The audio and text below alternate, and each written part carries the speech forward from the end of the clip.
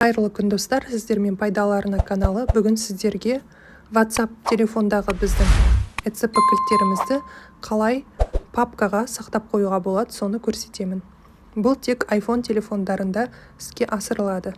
Сондай-ақ менің каналымда қасыңыздағы жоқ адам үшін қашықтықтан ECP алудың жолы және де EcoMobile телефонындағы қосымшасы арқылы алынған ECP кілтті WhatsApp немесе почтаға қалай жіберудің жолы туралы видеолар бар.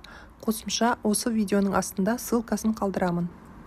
WhatsAppқа кіріп, біздің перепискадағы ECP кілтімізді ашамыз. Осы жерден үстіңгі жағында стрелка бар. Астыға қарап тұрған, соны басамыз да сохранить файлы деген папканы басамыз.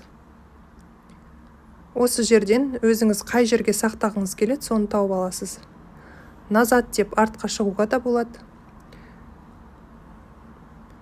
iPhone-ның өзіне сақтауға болады. Осы жерде ECOF деген папка бар, сонда сақтауға болады.